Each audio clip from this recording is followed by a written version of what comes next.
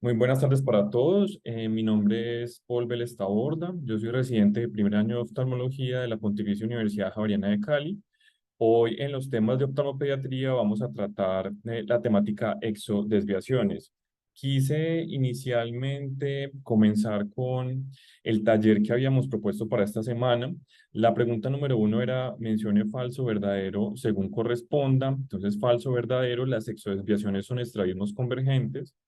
Y la segunda, falso o verdadero, las exodesviaciones pueden ser manifiestas, llamadas exoforias, o latentes, llamadas exotropias.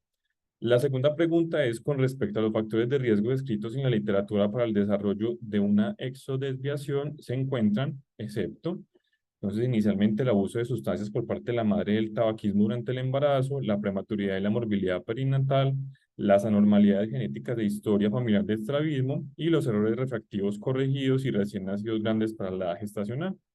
La tercera pregunta era con respecto a la exotrofia intermitente.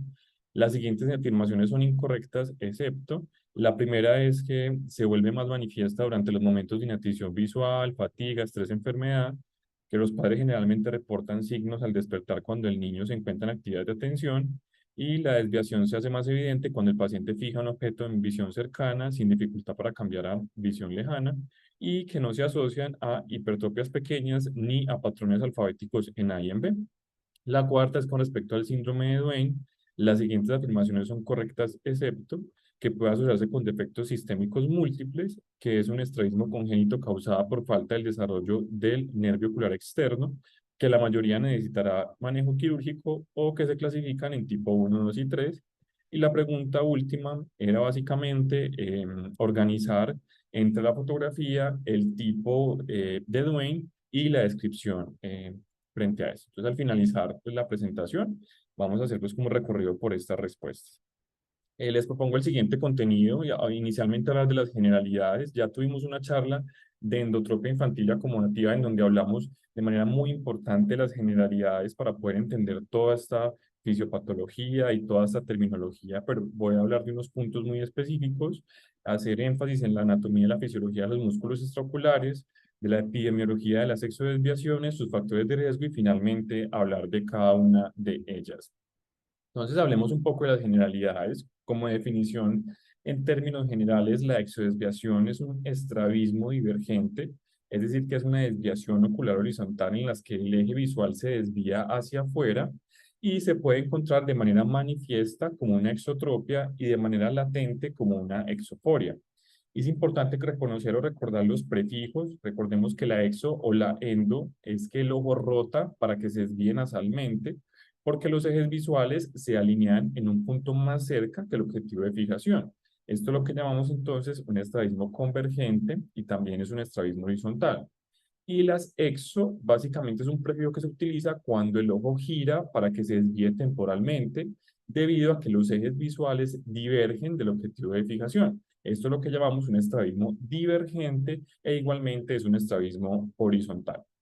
Y ya para completar entonces esta palabra, nos traemos los sufijos en donde la foria es una desviación latente, como la endoforia, la exoforia, la hiperforia, en donde la desviación está controlada por mecanismos de fusión para que los ojos permanezcan alineados cuando se está dando una condición binocular, pero se pierde cuando se empieza a dar una visión, digamos, unilateral o monocular, cuando por ejemplo estamos tomando la agudeza visual de nuestro paciente de manera monocular o estamos haciendo alguno de los test, como por ejemplo el Cover test. Y las tropias son desviaciones manifiestas, como la endotropia, la hipertropia, la exotropia, por dar algunos ejemplos, en donde la desviación va a exceder los mecanismos de fusión, de modo que los ojos van a estar desalineados en condiciones binoculares. Para hablar un poco de la anatomía de los músculos extraculares, recordemos que hay 7 músculos extraculares en el ojo humano. Tenemos los 4 rectos, el recto lateral, medio, superior e inferior, los 2 oblicuos, el oblicuo superior y el oblicuo inferior, y tenemos el elevador del párpado superior. El nervio sexto, que es el abducens, va a inervar el recto lateral, el nervio cuarto, que es el troqueal, va a inervar el oblicuo superior, y el oculomotor o tercer par, en su porción superior, va a elevar el elevador del párpado, y el recto superior, y en su porción inferior, el recto inferior, el recto medio y el oblicuo inferior. En esta imagen podemos identificar cada uno de esos músculos, tanto los rectos como los oblicuos, y pues ya describir cuál es su inervación.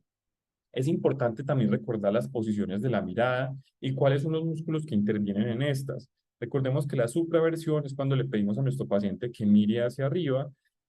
Cuando hablamos de que el paciente mire hacia arriba y a la derecha, vamos a hablar de dextrosupraversión, en donde vamos a ver implicados tanto el recto superior como el oblicuo inferior izquierdo, en este caso. También vamos a hablar de la levosupraversión, cuando el paciente mira hacia arriba, pero mira hacia la izquierda. Allí vamos a tener importante atención del oblicuo inferior derecho y el recto superior izquierdo.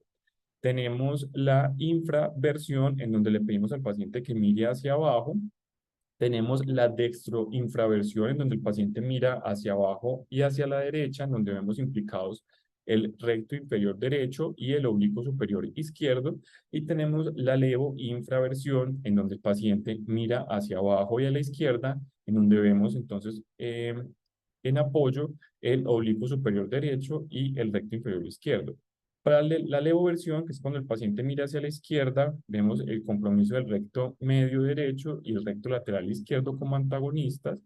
Y tenemos la dextroversión, en donde el paciente mira completamente hacia la derecha y vemos el protagonismo del recto lateral derecho en compañía del recto medio izquierdo. Con respecto a la epidemiología, tenemos varios estudios que nos han hablado un poco de la epidemiología de las exodesviaciones. Este es un estudio de corte retrospectivo basado en una población de OMSMED en Minnesota, Estados Unidos, en donde como objetivo se pidió determinar la incidencia de los tipos de exotropia. Allí se vincularon participantes menores de 19 años de la localidad OMSMED de Minnesota, que fueron diagnosticados con exodesviación mayor o igual a 10 dioptrías prismáticas entre los años 1985 y 1994.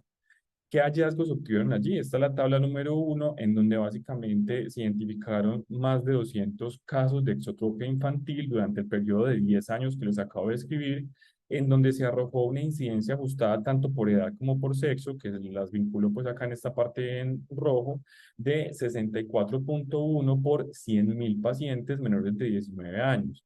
Eso va a corresponder aproximadamente a una prevalencia del 1% de todos los niños menores de 11 años. E igualmente vemos en esta gráfica que nos muestra la incidencia por 100.000 habitantes versus la edad de diagnóstico, en donde se dio una disminución significativa durante la segunda década de vida en todos estos niños. Igualmente, es importante reconocer que en este estudio se hizo la diferenciación de cada una de las exodesviaciones, en donde cerca del 86% de los niños tenían una exotropia intermitente. E igualmente también encontraron la insuficiencia de convergencia y la exotropia en el contexto de un sistema nervioso central anormal. Podemos enfrentar entonces algunos factores de riesgo que son importantes mencionarlos.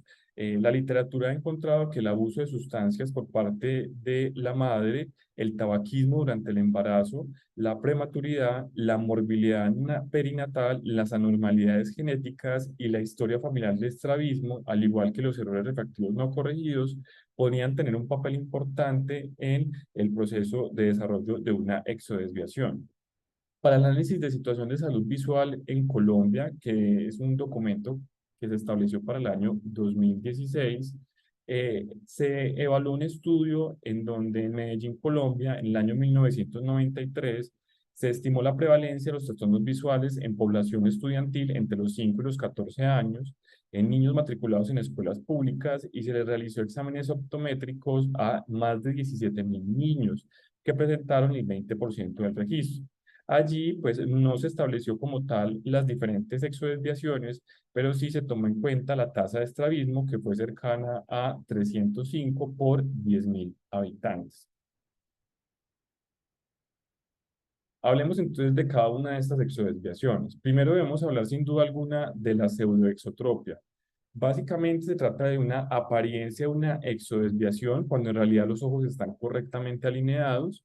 La pseudoexotropia es mucho menos común que la pseudoendotropia. y puede ocurrir cuando hay una distancia interpupilar muy amplia o cuando tenemos un ángulo capa positivo con o sumado a algunas anomalías oculares. Para entender un poco acerca de este ángulo capa positivo, entonces recordemos que el ángulo capa es ese ángulo que se genera entre el eje visual, que es el que vemos en la línea punteada, y el eje pupilar. Cuando vemos entonces ese ángulo que se genera entre el eje visual y el eje pupilar, lo vamos a denominar ángulo capa. Básicamente la fobia suele ser temporal al eje pupilar. Eso hace que el reflejo de luz corneal sea ligeramente un poco más nasal al centro de la córnea. Eso es lo que nosotros llamamos el ángulo capa positivo. Si de pronto la posición de la fobia es nasal al eje pupilar, entonces allá se dará un ángulo capa negativo, que es lo que va a simular entonces una endotropia. Entonces, en términos generales, un ángulo capa positivo nos va a simular una exotropia y un ángulo capa negativo nos va a simular una endotropia. Y es muy importante tenerlo en cuenta porque esta es una de las principales causas, por no decir la mayoría, de las pseudoexotropias que vamos a observar en nuestros niños. Con respecto a la exoforia, es una desviación controlada por la fusión en una visión binocular con condiciones normales. Se detecta cuando se da una interrupción de la visión binocular, por ejemplo, cuando estamos realizando en nuestros niños el cobertés alternado o cuando se toma la agudeza visual de manera monocular. Es relativamente común y generalmente los pacientes son totalmente asintomáticos, aunque el trabajo cercano prolongado podría producir astenopia en algunos de nuestros niños. Puede presentarse una descompensación de exoforia a exotropia cuando el paciente está bajo efectos sedantes o bajo efectos del alcohol y se puede brindar tratamiento solo cuando la exoforia sea asintomática en nuestros pacientes. De lo contrario, definitivamente no se le debería dar tratamiento y solo se les debería dar un seguimiento. Aquí tenemos un video en donde observamos un niño con una clara exoforia. Vemos que está totalmente ortofórico en la mirada lejana. Hacemos entonces el cover and cover, tanto en el ojo derecho como en el ojo izquierdo, en donde vemos el movimiento versional en ambos ojos.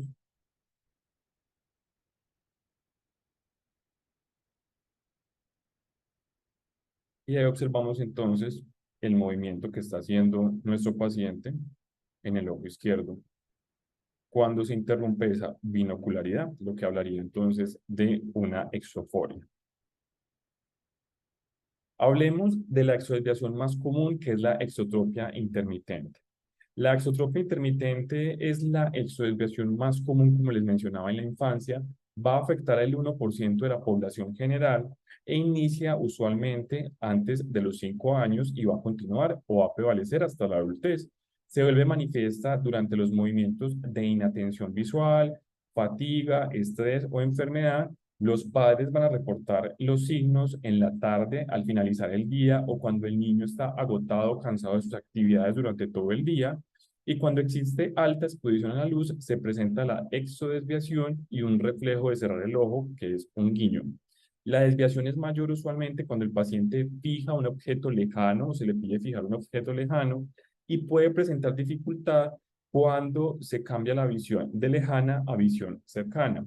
Debido a que los padres interactúan con los niños más en visión cercana, pues a veces no logran identificarlo y estas exotropias intermitentes pues van a pasar desapercibidas. Puede asociarse en algunas circunstancias a hipertropias pequeñas, a patrones alfabéticos en A y en B y a una sobrelevación y subelevación en adopción. Sin tratamiento, las exodesviaciones pueden mantenerse estables y pueden resolver o algunas podrían progresar a unas exotropias constantes. Debido a la supresión, los niños menores de 10 años con exotropia intermitente raramente van a reportar algún tipo de diplopia. Mantiene una correspondencia retinal normal y una buena visión binocular cuando están totalmente ortópticos y puede ocurrir una ambliopía en casos de pobre control o estrabismo constante, lo cual puede ser muy raro. En los adultos con pobre control o constante desviación, comúnmente presentan estrés psicológico, ansiedad, depresión, menos calidad de vida, peores niveles de educación y limitadas opciones en conseguir trabajo o tener oportunidades laborales. Este es un estudio observacional retrospectivo de base poblacional realizado en Minnesota en el año 2010, cuyo objetivo fue describir los cambios en la refracción en los niños diagnosticados con exotropia intermitente.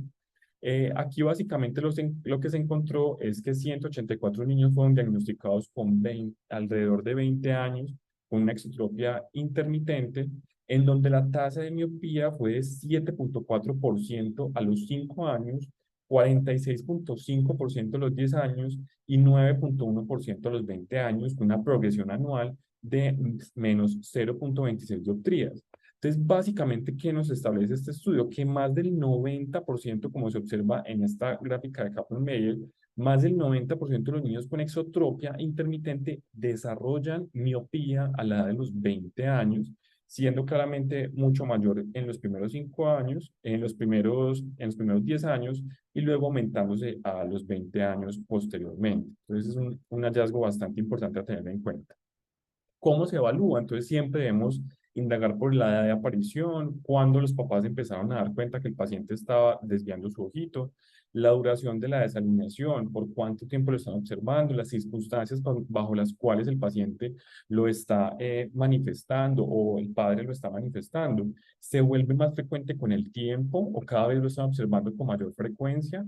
Hay síntomas asociados a esta observación de la desviación. El paciente se queja de diplopia, de visión doble, de cansancio durante sus actividades y la astenopia, o dificultad para las interacciones personales, es decir, que en el colegio de pronto o en sus instituciones educativas, sus compañeritos pues hayan identificado esto y se haya convertido en un problema de relaciones interpersonales. Básicamente, podemos diferenciar la exotropia intermitente dependiendo del control que se le está dando a esta. Podemos hablar que tiene un buen control cuando se manifiesta solo después de la prueba del cover test y el paciente reanuda la fusión rápidamente sin parpadear o volver a fijar un objeto. Pues ahí estamos hablando que esa exotropia intermitente está con un buen control. Hablamos de un control medido, un control justo, cuando se manifiesta después de la fusión, esta se interrumpe mediante la prueba del cover test y el paciente reanuda la función, pero necesita parpadear o volver a fijar para poder llegar a esa nuevamente corrección. Y podemos hablar de un control deficiente cuando la exotropia se manifiesta espontáneamente durante tiempos prolongados. Aquí tenemos un video muy interesante en un paciente usuario de gafas, en donde vamos a identificar una exotropia intermitente al ojo izquierdo. Pero lo que quiero que evaluemos es básicamente cómo podríamos clasificar el control en este paciente. Como observamos, entonces se hace la fijación, retiramos el cover y el paciente casi inmediatamente reanuda la alineación, pero si observamos bien, debe fijar. Entonces ahí podríamos hablar que estamos hablando del segundo grado, el que vemos en la mitad, que es básicamente cuando hay un control justo. No podríamos hablar de un buen control porque esta reanudación no es automática, se requiere de parpadear o hacer pues, el enfoque, pero tampoco podríamos hablar de un mal control porque definitivamente el paciente puede retornar a su alineación.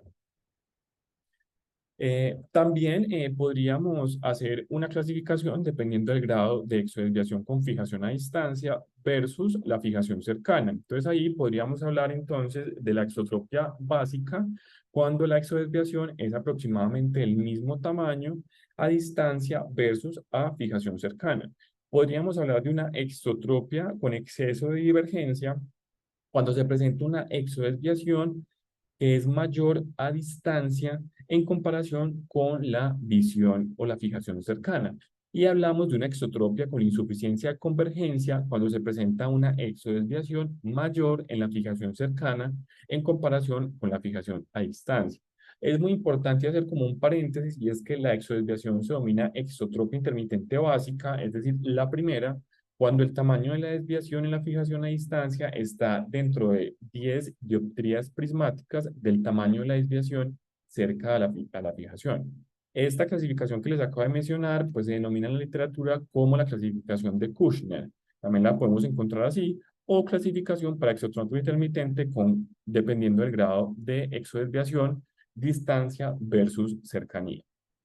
También tenemos la clasificación de Duane-Burain, que es una clasificación pues, muy importante que debemos tener en cuenta, que nos clasifica entonces la exotropia intermitente como básica cuando esa desviación se presenta menos de 10 dioptrías prismáticas, igualmente con insuficiencia de convergencia cuando el cercano es menor a 10 dioptrías prismáticas en comparación con la distancia, exceso de divergencia cuando el de distancia es mayor a 10 dioptrías prismáticas versus la cercana, y también tenemos el pseudoexceso de divergencia, que es cuando el de distancia es mayor a 10 dioptrías prismáticas que la cercana, y la diferencia es menor a 10 dioptrías prismáticas posterior a la oclusión monocular. Entonces miren que se relaciona mucho con la clasificación anterior, pero nos, digamos, agrega algunas características potenciales, como por ejemplo hacer la medición específica con esas 10 dioptrías.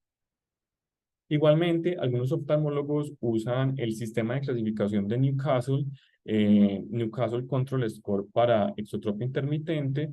En este caso, pues se ha desarrollado para incorporar un criterio subjetivo que es el control en casa y un criterio objetivo que es el control en la consulta. Entonces, básicamente lo que se observa en esta clasificación es que tenemos unos puntajes que nos ofrecen entonces los padres en el control en casa y unos puntajes que los vamos a diligenciar nosotros en el consultorio, dependiendo si se da un control de visión lejana o de visión cercana. En este caso, entonces, se empiezan a hacer las preguntas respectivas, se llenan los puntajes y se suman al final para obtener entonces el score de Newcastle. Y tenemos otra clasificación que es la escala de Money-Holmes, que básicamente es una escala basada solamente en la exploración que nosotros damos en la consulta y la idea es valorar de 0 a 5 dependiendo si el paciente está todo el tiempo que realiza la observación, entonces le vamos a dar un grado 5 si todo el tiempo el paciente se mantiene con la exotropia, un grado 4 si más del 50% de la medición en... Deme un momento, por favor, que están iniciando por acá el Zoom.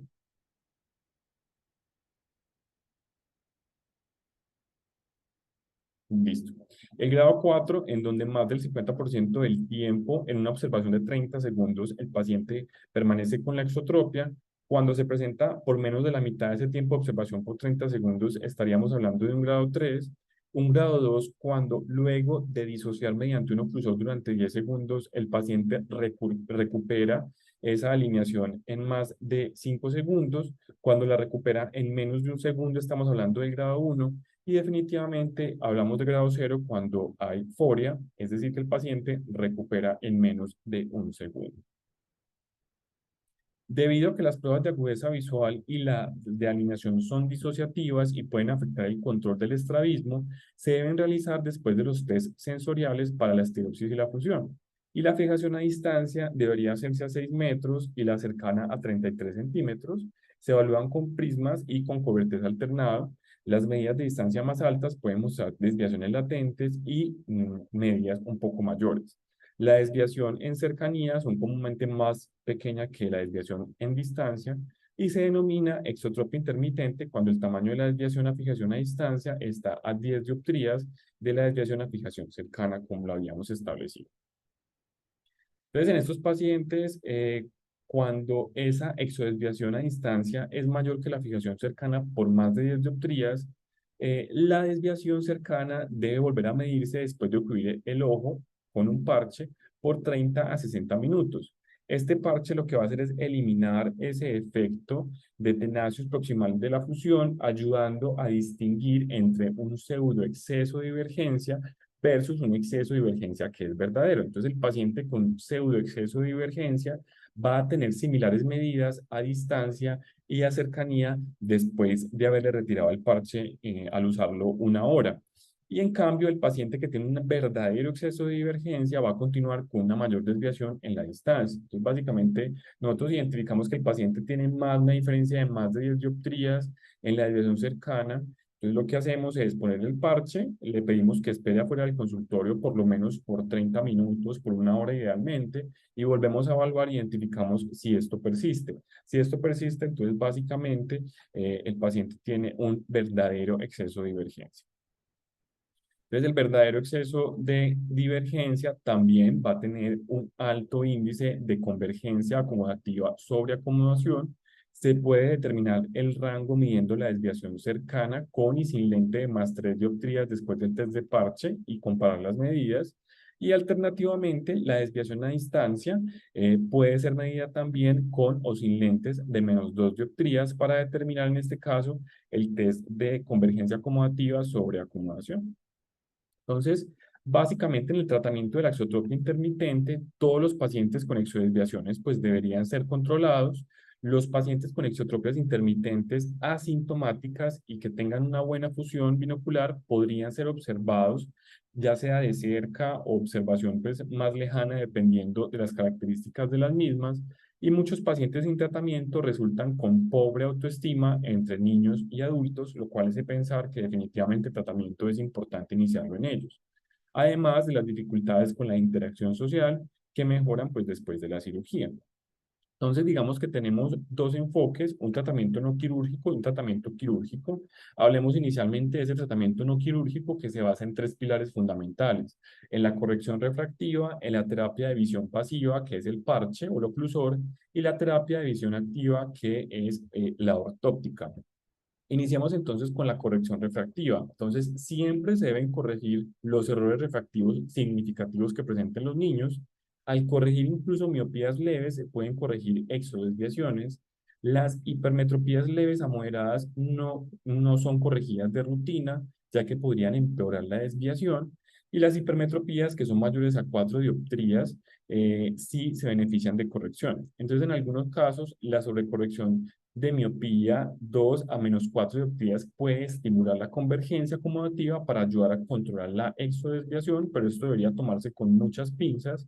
Y una medida efectiva en temporal para promover la fusión y retrasar la cirugía en niños con sistema visual en desarrollo podría causar astenopia en los pacientes escolares. Entonces, luego de hacer una adecuada corrección, entonces nos viene la pregunta: ¿nuestro niño es candidato para una terapia de visión pasiva, es decir, para oclusión? Entonces, la terapia con parche podría mejorar la exotropia. El parche sobre el ojo dominante, es decir, el que no está desviado por un tiempo, o parche alternado cada día en un ojo diferente, en ausencia de preferencia ocular. Entonces, podría controlar las desviaciones con medidas leves a moderadas, especialmente en niños pequeños, y la mejoría puede ser temporal y en muchos casos van a requerir cirugías igualmente.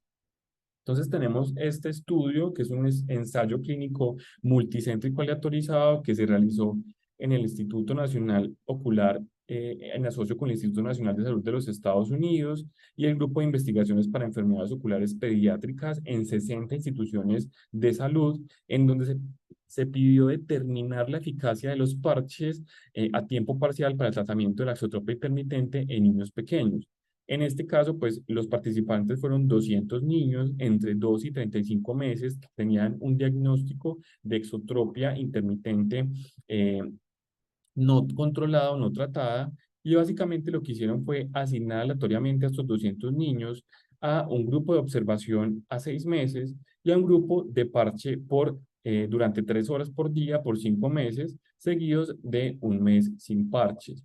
Entonces, en este caso tenemos la tabla número 1, en donde básicamente se identifica, pues, digamos, la etnia de nuestros pacientes. La mayoría son blancos por la población estadounidense, pero llama la atención que también había un paquete de pacientes hispánicos o latinos que corresponden al 13% en los de observación y al 20% en los parchados, que podría hablarnos de una validación externa para nosotros. Básicamente, con respecto a la edad, es una edad media de 6.5, pues en este caso, y 24.2 meses y 24.9 meses, tanto para la observación como para el parche, en donde se encontró pues la mayoría de edad entre los 18 y los 24 meses. Y básicamente con la clasificación de las exotropias, pues encontramos que la básica lleva entonces pues la delantera frente a los otros tipos de exotropia intermitentes. Entonces, ¿qué se encontró acá? Entonces, lo primero es que 177 participantes, es decir, el 88%, completaron el examen a los 6 meses, que es muy importante. Se produjo un deterioro del 4.6% de los participantes en observación y 2.2% en los pacientes parchados. Esto equivale a una P de 0.27, es decir, no fue estadísticamente significativo. Para los grupos de observación versus parche, las mediciones medias a 6 meses fueron de 27,9 dioptrías en cercano y 24,9 en lejanía, versus 19,3 dioptrías en cercano y 17,0 en lejanía, con una P de 0,02 y 0,10 respectivamente, es decir, tampoco estadísticamente significativa. Y entre niños entre 12 y 35 meses con la exotropia intermitente sin tratamiento previa, el deterioro fue poco común con o sin tratamiento con parches. Igualmente, tenemos otra estrategia que se ha investigado, que es los lentes over minus. Estos lentes es la prescripción de anteojos que son miopes, y como les mencioné, se llaman over minus. Entonces, se pensó que de pronto estos lentes podrían mejorar el control de la exotropia intermitente al estimular la acomodación y la convergencia acomodativa ante un estímulo miópico, y se realizó un ensayo aleatorizado de 12 meses, que es el cual les pongo acá en la diapositiva, en niños entre los 3 y 10 años. Entonces, si bien estos lentes, que son los overminus, mejoraban el control de la exotropia a distancia, el beneficio no se mantuvo al finalizar el tratamiento. Entonces, definitivamente no se sugiere prescribir este tipo de lentes como los overminus para este propósito, ya que no hay evidencia de que funcione. Con respecto a la tercer pilar, es la terapia de visión activa o la ortóptica. Entonces, este estudio básicamente es un ensayo aleatorizado en donde se vincularon 221 niños entre 9 y 17 años a un programa intensivo de terapia visual en el consultorio, en donde se hizo refuerzo en el hogar, en donde fue más efectivo para reducir los signos y síntomas de las terapias en el lugar. Esas combinaciones de ejercicios oculares y maniobras de entrenamiento de la visión van a mejorar las amplitudes de convergencia o de divergencia, va a mejorar la fuerza de la fusión y va a mantener una visión binocular única. Sin embargo, pues a pesar de lo que les acabo de mostrar, definitivamente no hay estudios de peso que nos hablen que definitivamente todos los pacientes deban ser llevados a ortóptica para la mejoría de su exotropia intermitente. Y pasamos al segundo digamos, grupo de tratamiento, que es el tratamiento quirúrgico. Entonces, básicamente se va a indicar en estos pacientes con estrabismo manifiesto, en los cuales encontramos un pobre control, con un empeoramiento progresivo, especialmente cuando recordemos que inicialmente es en visión lejana y ya el paciente está presentando empeoramiento progresivo en visión cercana, un estrabismo que es sintomático, pacientes con alta fatiga, con astenopia, con quejas de diplopia inclusive, una mala autoimagen y dificultad para las relaciones personales, sin duda alguna, también es una indicación. Entonces, allí entonces se indica la cirugía de estrabismo, es el tratamiento pues más utilizado para las exotropias intermitentes avanzadas. Las desviaciones pequeñas podríamos utilizar o comprometer solo un músculo durante la cirugía, pero en esas desviaciones altas, en donde ya hay compromiso de más de 50 dioptrías, podríamos hablar de 3 hasta 4 músculos. En este caso se puede debilitar el recto lateral de ambos ojos, o se puede debilitar, es decir, hacer una recesión del recto lateral y tensar, es decir, una resección del recto medio de un solo ojo, o se puede fortalecer el recto medio en ambos ojos. Y es importante tener en cuenta que la recurrencia es común después de la cirugía en la exotropia intermitente.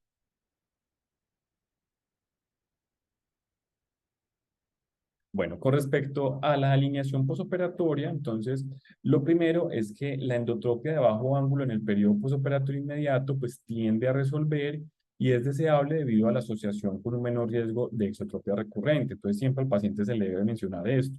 Los pacientes podrían experimentar diplopia cuando estén endotrópicos y se les debe advertir de esta probabilidad previo al procedimiento.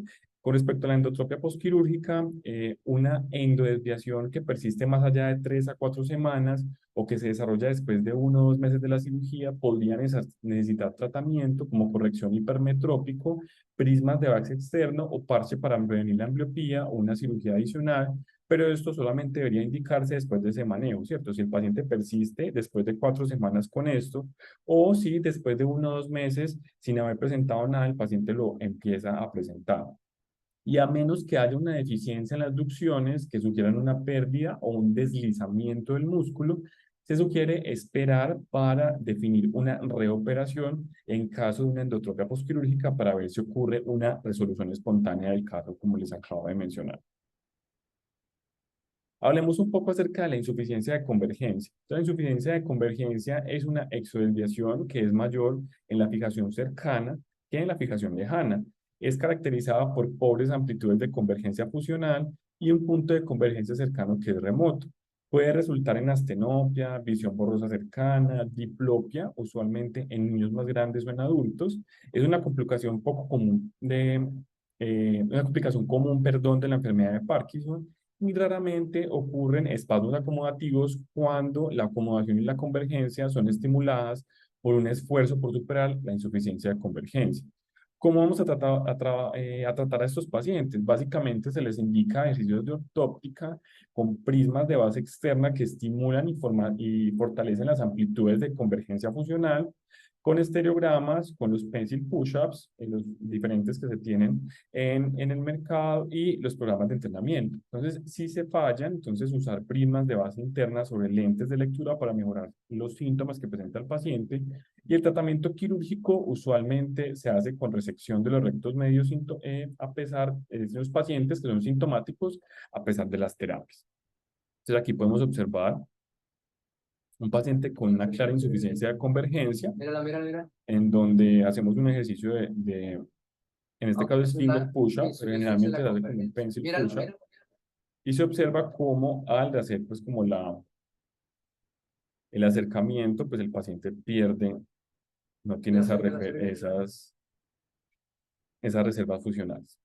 Con respecto a la exotropia constante, entonces es más común en pacientes mayores con exotropia sensorial o un paciente con historia de largo tiempo de exotropias intermitentes que se ha descompensado. También ocurre en pacientes con exotropia infantil o consecutiva. Entonces pueden tener básicamente un pseudo exceso de divergencia o un verdadero exceso de divergencia, que ya identificamos cómo diferenciarlo. Y el tratamiento quirúrgico es el mismo que para la exotropia intermitente. Entonces, algunos pacientes tienen aumento del campo de visión periférica debido a que tienen áreas mayores de campos visuales no superpuestas, y estos pacientes pueden notar una constricción del cambio cuando los ojos estén alineados.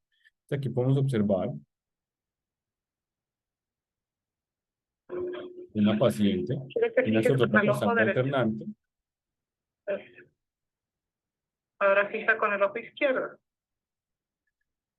Observemos Todo el tiempo la cámara. Otra vez con el cómo derecho. la paciente alterna la fijación, tanto con su ojo derecho como con su Ahora ojo con el izquierdo, izquierdo. pero hay una Muy bien. Viendo exotropia arriba. constante. De arriba. Ve a la cámara. Con el izquierdo. Fija con el derecho. Bien. Ahora fija con el derecho otra vez. Ahí está fijando con el derecho. ¿Eso es? ¿Es convergencia, Ángela? Perfecto. Bueno, hablemos ahora de la exotropia infantil. Entonces, la exotropia infantil es mucho menos común que la endotropia infantil. La exotropia infantil constante aparece antes de los 6 meses como una desviación de alto ángulo. El riesgo de ambliopía es mayor en la constante que en la intermitente, hay que tenerlo muy presente. Y los pacientes son operados tempranamente y sus desenlaces son parecidos a los que se encuentran en la endotropia infantil. El abordaje temprano puede llevar a una monofijación con visión binocular gruesa, pero la restauración de una función binocular normal pues, va a ser rara en estos pacientes. Con respecto a la exotropia sensorial, entonces resulta en una condición que reduce la visión severamente o el compromiso de un campo visual en uno de los ojos. No se sabe por qué unos individuos hacen endotropia y otros hacen exotropia después de una pérdida unilateral de la visión. Digamos que aún no está completamente entendido, pero es curioso que la exotropia pues, va a predominar en niños mayores y en adultos en comparación con los niños pequeños que podrían hacer la contraria. Y si la visión del ojo exotrópico puede mejorarse, la fusión periférica puede restablecerse después de una alineación quirúrgica, teniendo en cuenta que la exotropia sensorial no ha estado presente por mucho tiempo. Y la disrupción de la fusión central es la pérdida de las habilidades fusionales que puede llevar a una exotropia constante y una diplopia permanente, a pesar de una alineación anatómica cuando la exotropia tiene un inicio en la adultez y ha estado presente por varios años antes de la rehabilitación visual. Con respecto a la exotropia consecutiva, eso ocurre posteriormente a un periodo de endotropia, entonces raramente se desarrolla espontáneamente en pacientes que previamente han estado endotrópicos y nunca entraron en una cirugía de estrabismo, entonces mucho más común en la presentación posterior a una cirugía de endotropia, usualmente en los primeros meses o años de la cirugía inicial, puede ser muy cercano como puede ser muy lejano. Hay pacientes que presentan cirugías en la infancia y presentan, por ejemplo, las exotropias consecutivas en la adultez, eso se puede dar, y puede ser intermitente o pueden ser constantes. Otras formas de exotropia, lo que encontramos es el síndrome de retracción de Duane, es un espectro de desórdenes de la motilidad ocular caracterizados por una co-contracción anómala de los rectos medios y laterales en el acto intento de hacer una aducción del ojo u ojo afectado. Esta co-contracción causa que el ojo se retraiga y el movimiento horizontal del ojo puede estar limitado varios grados en aducción o en abducción. Se definen tres tipos de síndrome de Duane que representan los cambios en la severidad de la limitación de la rotación horizontal. Es un síndrome que se comprende en tres tipos. Los pacientes que tienen el tipo 2, que ya vamos a ver cuáles son, pueden presentarse con ixotropias, igualmente acompañados por deficiencias en la aducción y giro de la cabeza en contra del lado afectado. Entonces aquí vemos el tipo 1, que básicamente lo que observamos es una pobre abducción. Entonces lo observamos como una pobre abducción fuertemente, una endotropia en posición primaria de la mirada. En el tipo 2 lo que vamos a encontrar es una pobre aducción diferente al 1 y una exotropia en posición primaria. Entonces observamos como en la posición primaria de la mirada observamos la exotropia, le pedimos al paciente que mire hacia la derecha e izquierda, hacia arriba, hacia abajo y notamos pues entonces la pobre aducción que presenta esta paciente.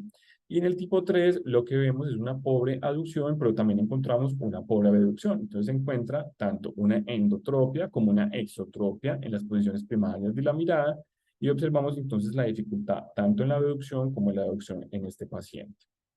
También podemos encontrarnos con anormalidades neuromusculares, como por ejemplo la parálisis del tercer par craneal, que nos puede dar una exodesviación secundaria, una oftalmoplejía internuclear o la miastenia gravis.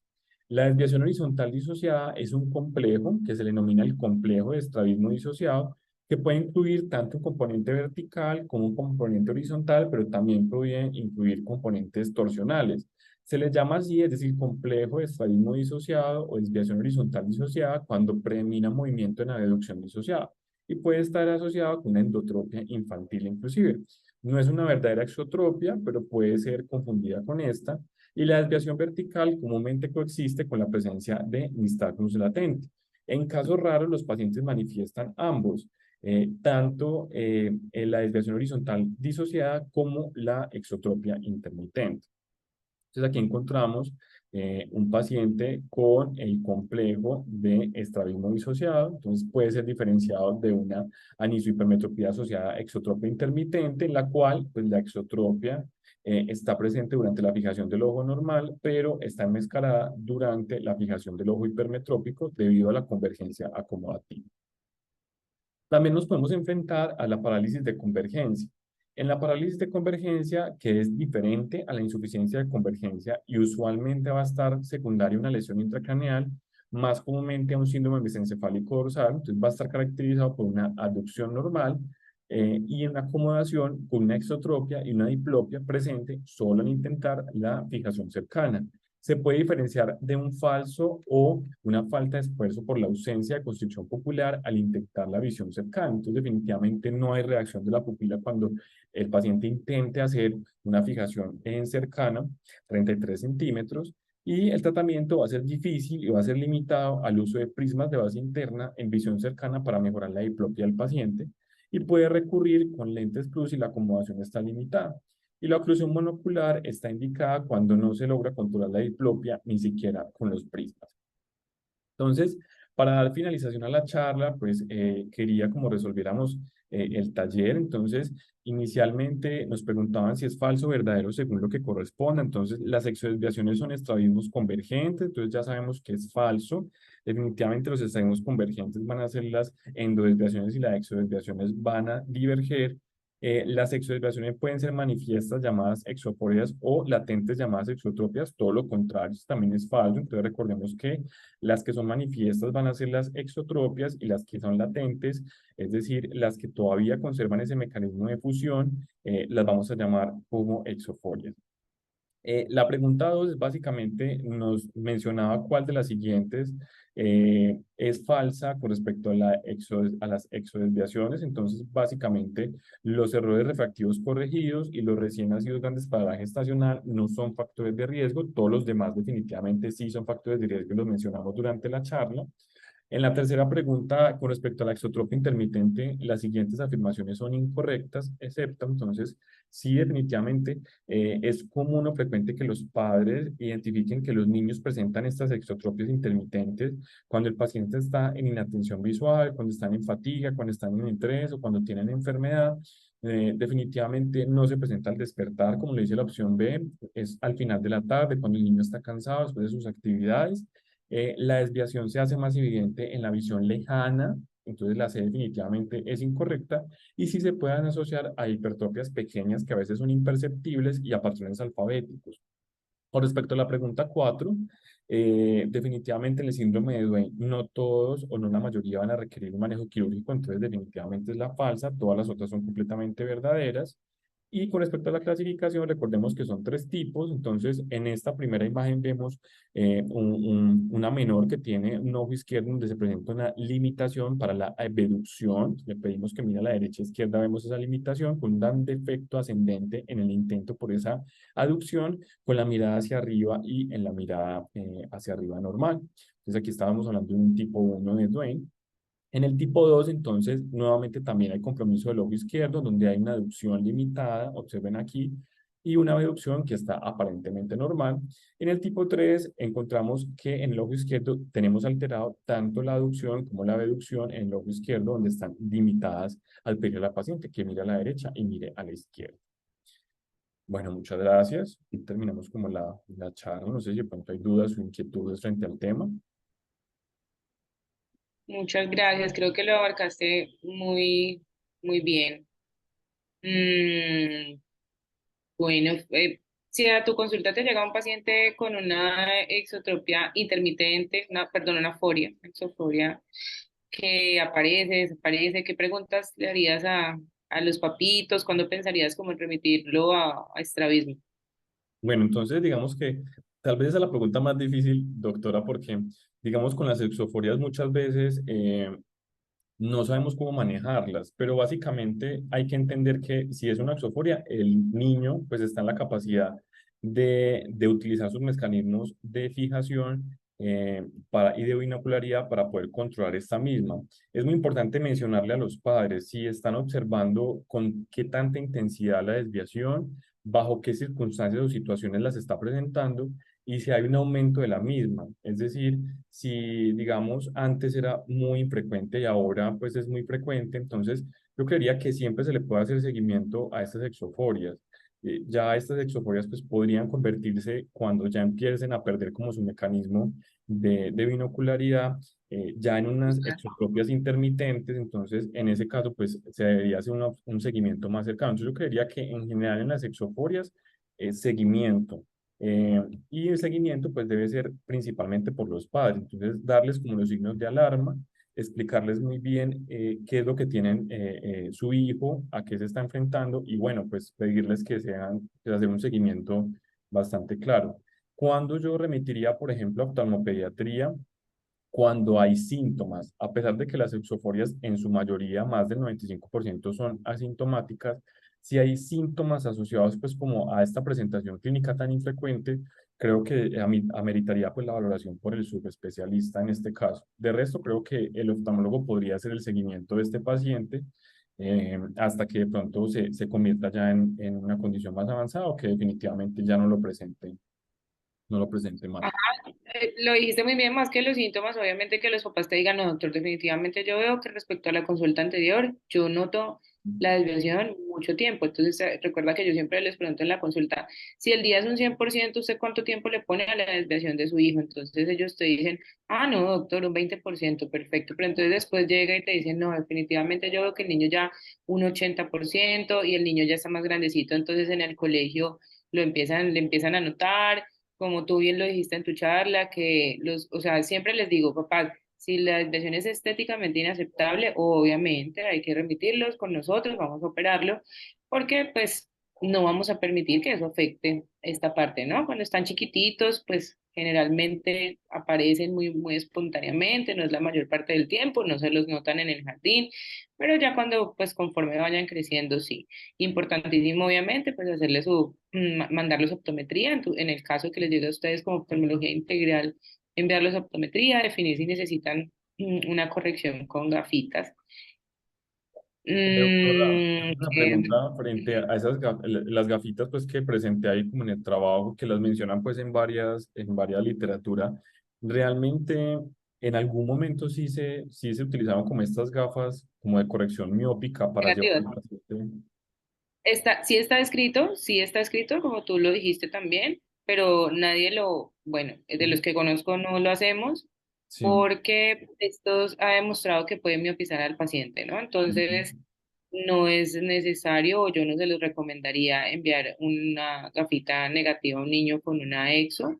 No, no lo hagan. Estamos Listo. predisponiéndonos. Y hoy en día, con el exceso de uso de pantallas y todo lo que hemos hablado previamente en las otras charlas, volverlos miopes, ¿para qué? O sea, no.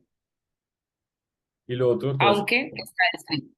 ah, sí. Y lo otro es que como ahí en el estudio, pues me gustó como incluir ese estudio que decía que más del 80% de los niños con exodesviaciones van a terminar en miopía o van a ser miopes, entonces digamos que llevarlo a la miopización pues podría empeorar también esa prevalencia asociada pues doctora a lo que usted mencionó.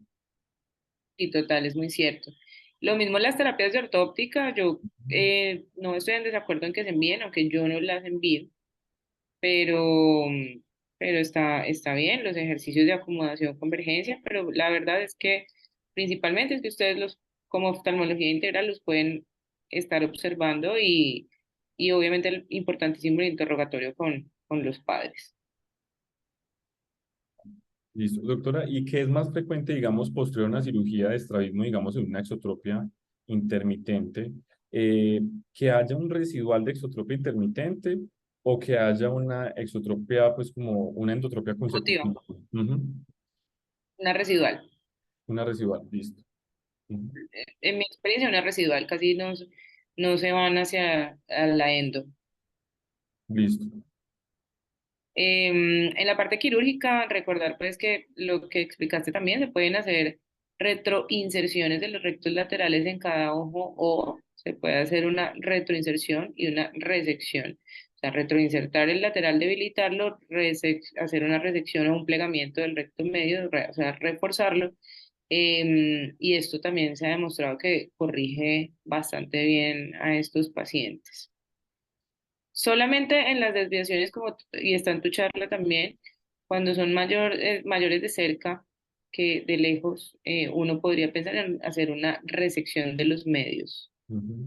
¿sí? Pero son casos, la verdad, muy escasos. Yo no lo he hecho, no los he visto, entonces por eso no los he hecho. Pero sí, ese está muy bien, y como lo pusiste, está perfecto ahí, está muy bien descrito eso. Igualmente, doctora, Eva, pues, también, igualmente, doctora, como lo veíamos en la consulta, pues en este caso se tocaría el ojo que el paciente, pues que los padres digan que observan en el caso de la exotropia intermitente, que los padres vean que se desvíe más, sería como el candidato. depende. Si es un paciente con una desviación por encima de 50 y hay que tocar tres músculos, entonces yo le pregunto, papá, ¿qué ojo ve que desvía más, el derecho o el izquierdo? Tal ojo. Ah, bueno, entonces le hacemos más cirugía a ese. O sea, sería hacer retroinserciones de los laterales y un medio, que sería el que el papá te diga, yo veo que desvía más ese. O sea, si ustedes ven que la exotropia es alternante, entonces ya uno les pregunta. Y ya la otra elección, si te dicen, no, la verdad es que los dos son por igual, entonces ya uno elige según la comodidad para la cirugía. Ujú. Perfecto. Bueno, ¿qué duda, qué pregunta tienen?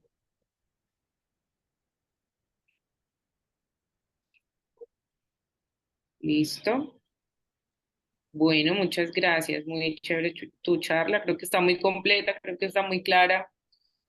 eh, y apenas como para entender todo lo básico de la exotropía intermitente y exotropía básica. Listo, doctora, muchas Siempre gracias. descartar, ¿no? Un síndrome y evaluar las 9 posiciones de la mirada. Lo Ujú, mismo que les decía, ustedes remiten a su paciente explicando muy bien qué es lo que están viendo, si están viendo una limitación para la aducción, para la abducción, sus historias clínicas que queden claras, que queden bonitas, y que ujú. evalúen siempre entonces cómo estaban las 9 posiciones, que están observando, hacer el cover, un cover o el cover test.